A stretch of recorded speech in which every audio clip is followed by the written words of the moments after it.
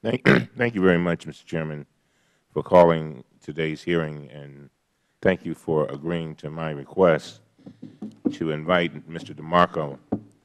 Mr. DeMarco and I have been engaged in a series of high-level meetings over the past several months.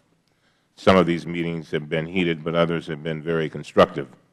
I appreciate his willingness to appear before us today, and I look forward to our continuing discussions. Executive compensation is a worthwhile topic for this committee to address. In my opinion, we should examine not only the compensation of executives at Fannie Mae and Freddie Mac, but also at Wall Street firms that put the short-term financial interests of their executives ahead of the long-term interests of company shareholders and the public.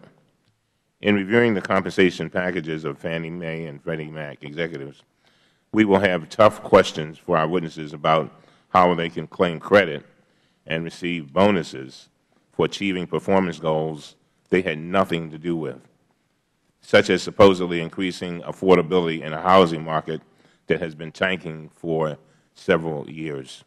More importantly, we will examine why FHFA, Fannie Mae, and Freddie Mac have done so little to fulfill the key goal of assisting homeowners in need.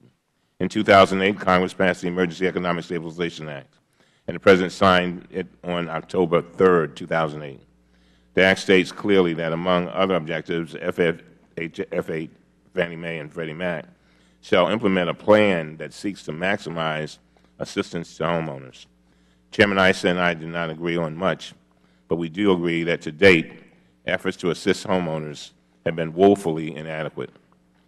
The Home Affordable Modification Program, HAMP, was supposed to help up to 4 million homeowners modify their loans, but to date, it has helped fewer than 800,000.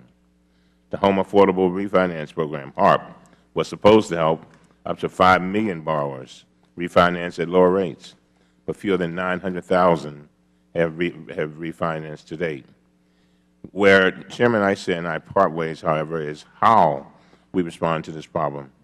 The Chairman and other Republicans, and even Republican presidential candidates, believe we should stop assisting homeowners, abandon efforts to address the housing crisis, and allow millions of additional foreclosures so we can simply hit bottom. I come from a fundamentally different place. I believe that we must redouble our efforts. We need to buckle down and do the hard work necessary to develop solutions that will address this crisis effectively, comprehensively, efficiently, and definitively. It is too easy to throw up our hands and blame this entire crisis on individual homeowners who took out loans they could not afford. Those individuals are certainly out there, but there are many more who did absolutely nothing wrong. They paid their mortgages faithfully every month, but now they are underwater through no fault of their own.